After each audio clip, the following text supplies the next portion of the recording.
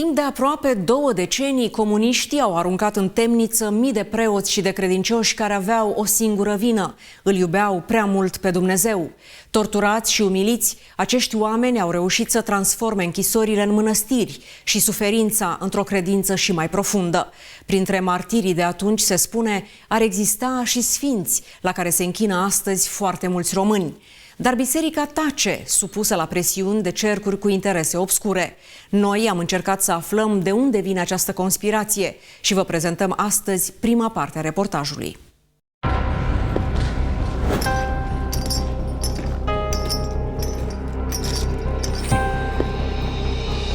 Deschideți-vă voi porți ale iadului ca să intre împăratul măririi. 52 de ani. Atâți au trecut de când părintele Bordașiu n-a mai venit la Jilava. Ultima oară, pe aceeași vreme rece, intra pe porțile închisorii cu picioarele goale prinse în lanțuri și mintea căutând puterea de a îndura ani lungi de temniță grea care l-așteptau. Cu fiecare zi care trecea, simțeam cum mușcă timpul din propria noastră viață. Acum, totul în el tremură de tulburare la revederea celulei în care atâta vreme a visat la libertate și la vederea patului cu salteaua zdrențuită în care a petrecut rugându-se mii de nopți. Părintele Nicolae Bordașiu este unul dintre cei peste 8.000 de oameni ai bisericilor și cultelor românești de care comunismul a vrut să scape. Bătuți, schingiuiți, umiliți, internați în spitale de psihiatrie, acuzați pe nedrept sau din motive absurde, actori ai unor scenarii fanteziste scrise de securitatea vremii. Mulți uciși, dintr-un singur motiv, credința lor în Dumnezeu. Tocmai aceasta se temeau comuniștii cel mai mult, de această libertate interioară pe care creștinismul ți-o oferea. Au văzut o rezistență în mod neașteptat în credința ortodoxă pe care o mărturiseau românii. Și atunci trebuia să înlăture piedica aceasta din calea lor. Și atunci cine erau exponenții credinței pentru ei? Preoții și călugării. Cifrele sunt totuși doar presupuneri. Oficial n-a reușit nimeni să facă lumină în acest episod negru al istoriei. Nu se știe nici câți au fost persecutați, nici câți au murit. Astăzi, în viață, mai sunt doar cât să-i numeri pe degete. Mărturii vii ale acestui proces de epurare spirituală, pornit în 1946, odată cu înființarea unei structuri formate din 50 de români cu o imaginație malefică. O unitate specializată în care caută elemente compromițătoare despre un ierarh sau altul. Sunt dosare, multă lume le-a de bună, sute de pagini în care încearcă să demonstreze că a avut vreo patimă, că a furat ceva, că a făcut lucruri de genul acesta ca să-l compromită, astfel încât să încerce să-i supună, să-i controleze. În 48, când toate seminariile fuseseră închise și religia interzisă în școli, Nicolae Bordașiu era student la Facultatea de Teologie, singura care mai funcționa. Văzându-și lumea îngrădită, și-a căutat scăpare într-o mișcare potrivnică regimului comunist și acuzată că simpatizează cu legionarismul.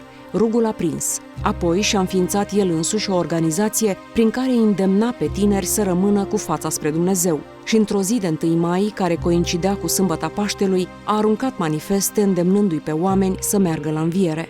Și-au pus întrebarea de unde vin aceste manifeste. Vrând nevrând, au aflat. Și când s-a declanșat în mai un mare val de arestare, între cei care au fost căutați pentru a fi arestați, am fost și eu.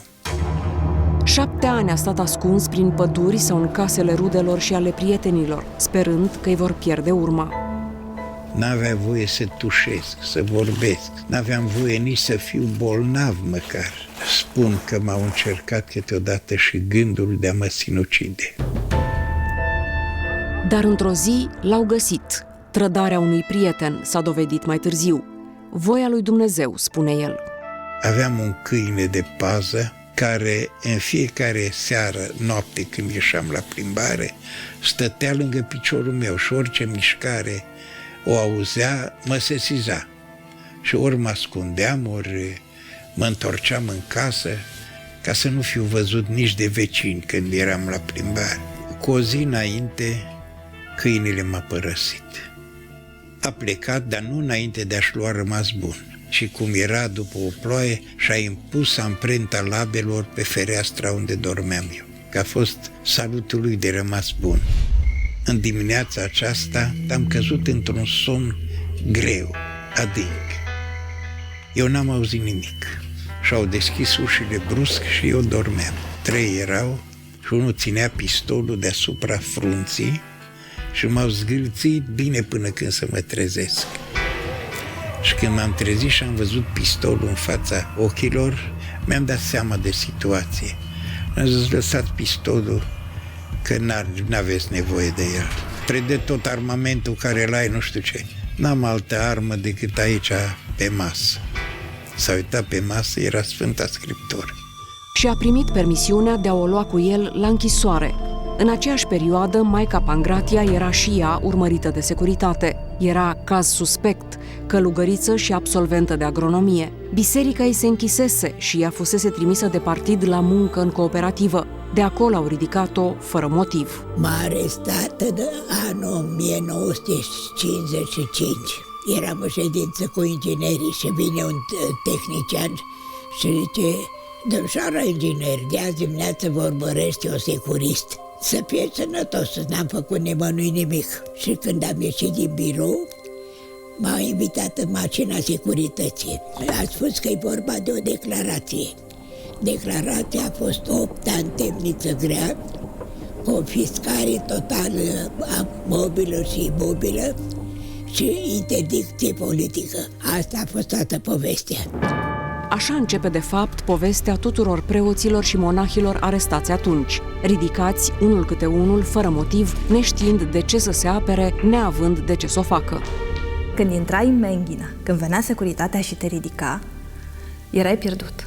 Erai un om care trebuia să se împace cu gândul că de aici încolo lucrurile sunt de un arbitrariu complet. Cea mai cumplită fază după arestare era ancheta.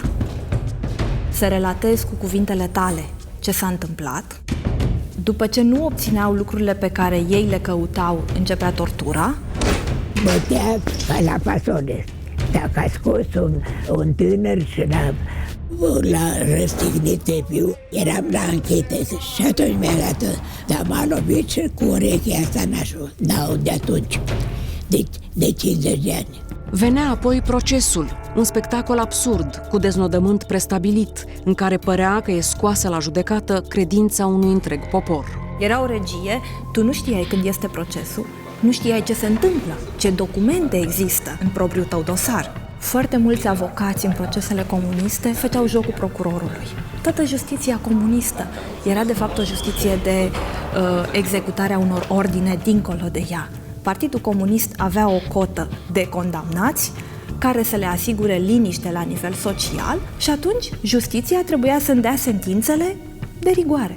Sentințele au început de la muncă silnică pe viață, executarea. Exista și un banc în închisorile comuniste. Ce ai făcut? Nimic. Și cât ți-au dat? 3 ani. Da, n-ai făcut nimic. Pentru nimic se dădea 3 ani. Pe Nicolae Bordașiu l-au găsit vinovat de uneltire împotriva orânduirii sociale, cea mai frecventă condamnare și care acoperea de regulă lipsa de temei. Și l-au trimis la Jilava pentru 10 ani. M-a făcut să mă culc pe pământ și să-mi bate lanțurile.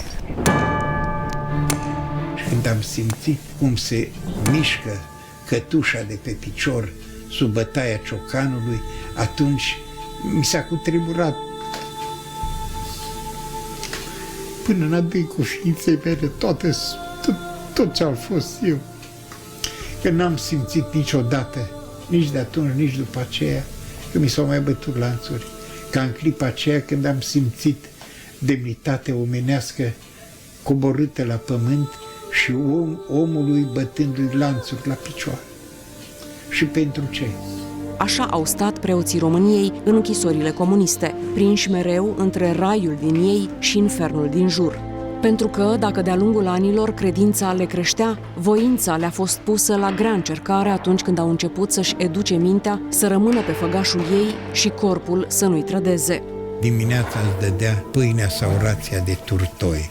Când se dădea pâinea, era unul de serviciu pe celulă și atunci acela o primea și o împărțea și veneau pe rând Astăzi îmi venea mie rândul primul, mâine eram al ultimul, poi mâine al patrulea și așa rotația îți dădea șansa să alegi cea mai mare bucată de pâine sau de turtoi. Și atunci stăteai și aici era o atmosferă de psihologie deosebită. Unii stăteau clipe întregi să măsoare și să cântărească din ochi care e bucata cea mai mare. Cel care era obsedat de foame mânca atunci toată bucata de pâine sau de turtoi și nu-i mai rămânea nimic pe timpul zilei.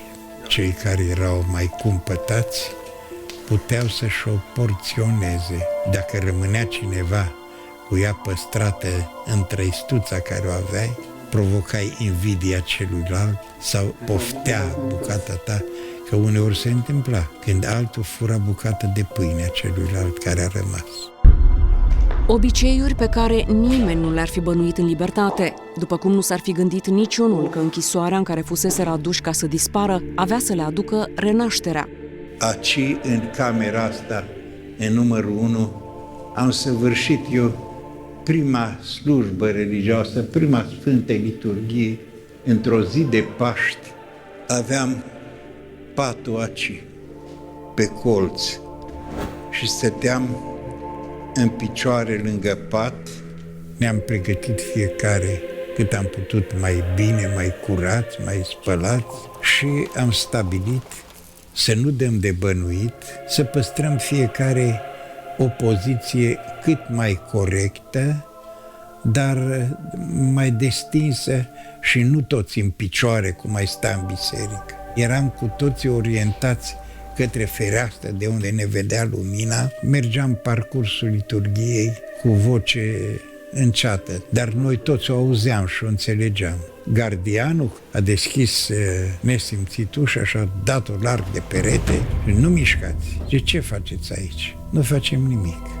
Dar pe altă dată zice, nu era atâta liniște. Ce s-a întâmplat? Nu s-a întâmplat nimic. Da, am înțeles. O să vedeți voi. În biserica lor cu gratii, preoții deveniseră mai inventivi decât gardienii. Au învățat să scrie cu unghia pe pereți, pe tălpile bocancilor sau pe o bucățică de săpun. Erau fie rugăciuni, fie întâmplări din Biblie, fie fraze în limbi străine pentru ca toți ceilalți deținuți să poată învăța câte ceva. Reușeau astfel să elibereze sub pământ acel spirit pe care sistemul încercase să-l îngroape.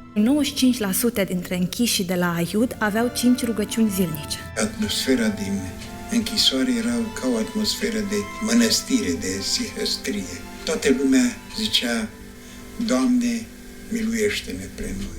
Mai mult decât atât, preoții înlănțuiți deveniseră atât de liberi în gândire, încât acolo, în închisoare, nu se mai ținea cont de religia fiecăruia și toată lumea vorbea despre un singur Dumnezeu. În închisori se adună oameni de diverse confesiuni care în mediul lumesc se confruntau foarte mult, adică ortodoxi cu catolici se disprețuiau. Acolo, în spațiul acesta neutru, să spunem, al închisorii, lucrurile acestea dispar, oamenii se adună, oamenii dialoghează, există slujbe în comun, se botează unul pe celălalt, chiar dacă sunt de confesiuni diferite, își acordă ultima împărtășanie. Așa a ajuns un preot român să creștineze un evreu. Era anul 1960, când Nicolae Steinhardt intra pe ușa unei celule de la Jilava. Toate paturile erau ocupate 3 rânduri. Și în cele din urmă îi fac eu semn, urcă la mine aici.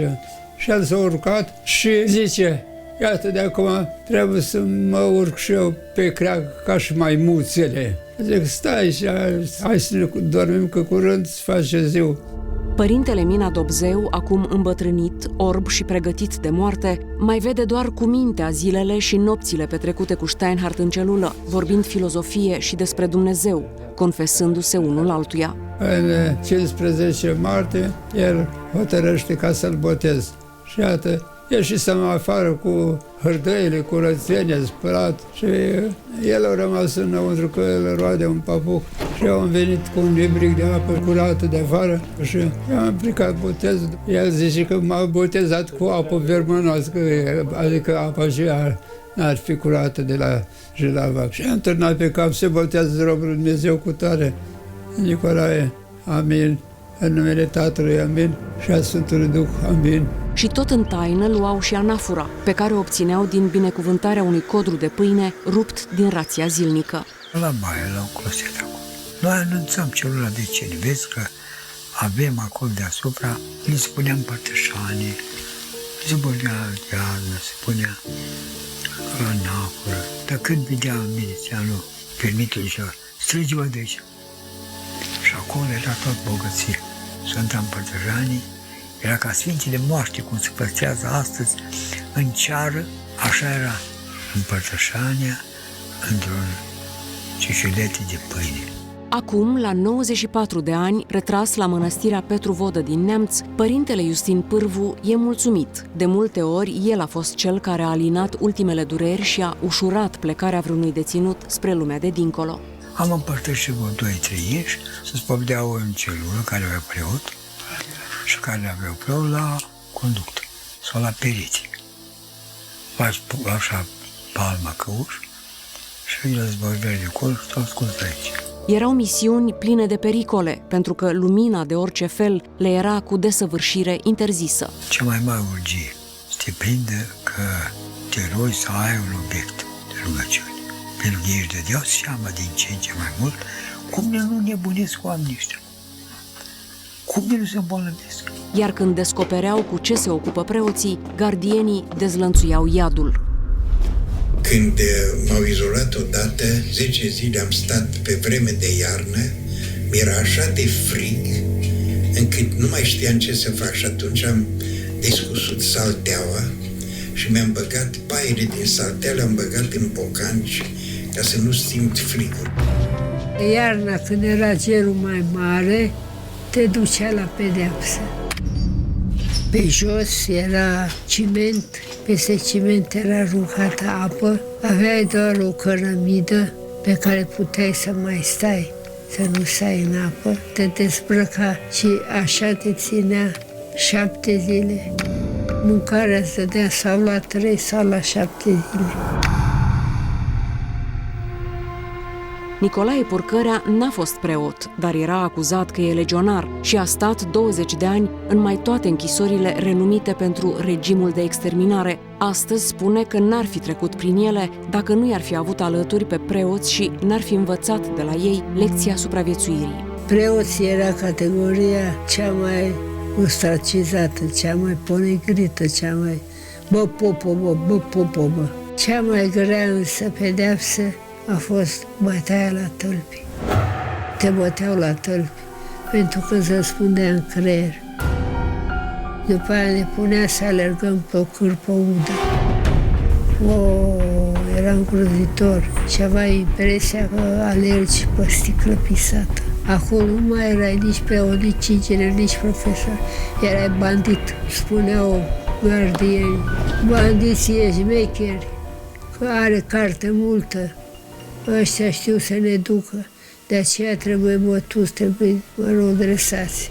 Iar umilința era și mai cumplită decât bătaia, dar nici așa n-a înfrânt credința. Clara Mareș, cercetător la Institutul pentru Investigarea Crimelor Comunismului, recunoaște că de jenă nu poate reproduce mărturiile exacte ale deținuților de la Pitești, unde gardienii îi sileau să se împărtășească și să se boteze cu fecale și urină. Reconstituirea Golgotei cred că a fost una dintre torturile preferate. Erau deținuți care personificau crucea și erau cărați de alții, în timp ce un alt deținut reprezenta asinul pe care Iisus intra în Ierusalim întâi. Se încerca distrugerea unei credințe. Foarte mulți dintre cei care au reușit să supraviețuiască Piteștiului au revenit la credință.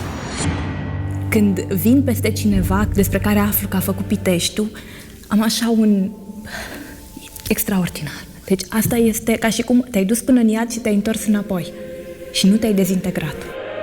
Preoți intelectuali credincioși închiși ca să nu mai poată gândi, învăța, converti și totuși au transformat celulele în mici biserici și săli de universități. Un plan diabolic menit să distrugă a ajuns să înalțe și mai ales să salveze.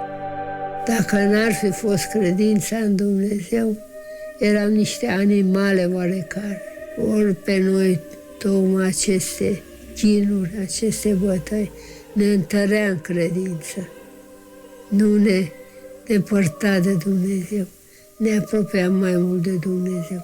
Cu cât chinul era mai mare, cu atât și credința în Dumnezeu devenea mai puternică. N-a fost nimic ușor, dar dacă l-aveai pe Dumnezeu, nu... Aveam 34 de kilograme și a venit cu doctorul. Dă-i, domnule, ceva, nu vezi de ce hal arată? Și zice, nu, că peste 2 zile more. M-am ridicat în sus și am spus, nu mor la voi. Când îți face ceva mai bun decât a făcut Dumnezeu, atunci zic ca voi. Oficial, persecuția preoților s-a încheiat în 1964, însă prigoana a continuat încă multă vreme. Eliberată într-o închisoare pe alocuri mai dură decât cea de până atunci, Maica Pangratia a fost nevoită să muncească la câmp până în 1990, când s-a putut întoarce la mănăstirea Viforata. Astăzi, la 93 de ani, stă în cea mai luminoasă camera așezământului. A ales-o special ca să mai uite de întunericul celor 7 ani de temniță. Mănâncă puțin, obicei de prins pe când înghițea doar 2 guri de arpacaș în celulă. A rămas fără mână în copilărie și a învățat să facă totul cu stânga, cu o excepție. Cu ce mână vă închinați? Cu pontul. Ce să fac? N-am vrut să pun greș Sfânta Cruce. Dumnezeu știe că aici mai fost niște degete. Ani la rând, părintele Bordașiu a îngrijit animalele folosite pentru experimente la centrul Cantacuzino, până când i s-a permis să îmbrace haina monahală. Are acum 89 de ani și nu lipsește nicio zi de la Biserica Sfântul Silvestru din București, unde slujește de 3 decenii, învățându-i pe oameni ce înseamnă libertatea absolută. Dar sunt puțini cei care au ajuns până în zilele noastre ca să mai poată povesti la ce chinuri au fost supuși doar pentru că l-au iubit pe Dumnezeu. Foarte mulți au pierit atunci sau puțin mai târziu și printre ei se spune astăzi că ar fi și oameni cu aureolă de sfinți. Lângă închisoarea de la Aiud, de exemplu, în locul în care se îngropau cadavrele deținuților, s-au descoperit oseminte care ar avea caracteristicile sfintelor moaște. O mandibulă care aparține unui bătrân, după dentiție, care își păstrează și pielea și firele de păr din barbă aproape intacte, iar părul este tare ca și cum ar fi viu. Astfel de rămășițe pământești au ajuns la diverse mănăstiri din România, duse acolo de fețe bisericești care cred cu tărie în sfințenia unora dintre morții închisorilor comuniste. Mirosiți așa se miresc, cum miroase. Se spune că nu e adevărat, măi, că mucenicii și nu au fost chiar așa, măi. Păi nu fost chiar, dar uite, ia și vezi. Minunile, spun preoții, merg însă și mai departe. Deși nu s-a făcut vreo expertiză asupra lor, unele oseminte și-ar fi dezvăluit identitatea de dincolo de moarte. Un părinte și-a dorit foarte mult și el o bucățică de Sfinte Moaște, am dat-o, iar după câteva luni de zile, părintele mă sună și îmi spune: părinte, Sfântul pe care mi l-a dat mi-a dat numele. Mi s-a arătat în vis, îl cheamă Gheorghe. Nu m-am mulțumit cu atât. Am căutat să verific cine este acest Gheorghe. Am constatat că este de fapt preotul Gheorghe Tarcea. A murit în Aiod. O mărturie puternică se află și într-unul dintre cimitirele Bucureștiului, unde în fiecare duminică sute de oameni stau la coadă ca să atingă trupul neputrezit al unui fost preot deținut, care are toate caracteristicile unui sfânt. Există mărturii, există dovezi, există cereri din partea multor preoți și credincioși de rând ca aceste cazuri să fie analizate, iar marii martiri să fie canonizați. Și totuși Sfântul Sinod tace, supus, se pare, la presiuni din partea unor cercuri care ar vrea ca subiectul să fie dat uitării. Pe cine deranjează sfințenia martirilor din închisori, aflați săptămâna viitoare în premieră.